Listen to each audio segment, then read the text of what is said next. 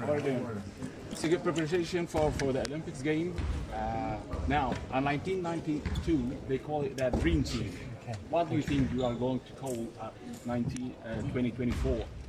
Are you going to be the Dream Team or another name, the Magic Team? I don't know if I gotta do my homework. I don't know if Magic, Michael, and Larry, if they coined that themselves and walked around calling themselves the Dream Team, or if that was the nickname that fans and media gave them. I feel like we're gonna have the same vibe. We just want to be called a gold medal winning team, and whatever the nickname is that comes with it, we'll take it. But we got a great group, obviously, so I'm excited about what we're capable of doing, and hopefully we can get it done.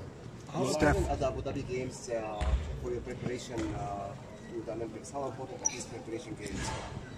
It's extremely important because we've already played one against Canada. We have two here, and each game is an opportunity to learn a little bit about ourselves, what we need to kind of focus on to get ready for when the games truly matter in Paris.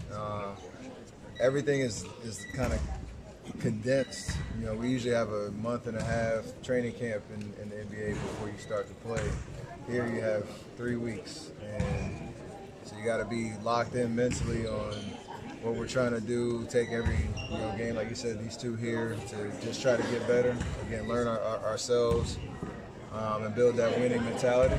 And I think we're going to take full advantage of it. Stef, how did you learn about the news back in the United States about former President Trump, and do you have a reaction to it? Pretty much like everybody else. I woke up and looked at my phone, had a couple text messages. It's obviously a very sad just time in general, all the conversations around the election and our state of politics in our country. And then you have a situation like this, which just evokes a lot of emotions around things that we need to correct as a people, like obviously gun control first and foremost, because the fact that that's even possible for somebody to kind of,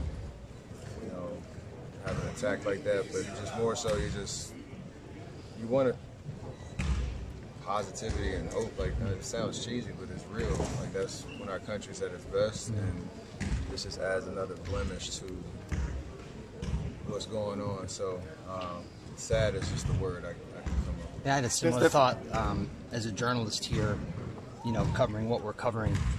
For this to happen when you're overseas at a time when you got USA on your chest, does that hit different or sort of amplify some of the stuff you just said? Yeah, I remember back in 2014. Sorry, no, that was 2010. We played on September 11th, and it was the same kind of vibe of what that day represented, and like you said, the red, white, and blue on your chest and USA across your chest. For us, we're going to use it as a unifying moment to, again, use this platform and this opportunity to represent ourselves, our upbringings, our families, our country to the best that we can, and hopefully that channels the right energy back home when they're watching us play. But I know that it's bigger than that with what we're dealing with. So I just hope that it's talked about in a way that's trying to evoke progress, as opposed to where I feel like a lot of the conversation is more divisive.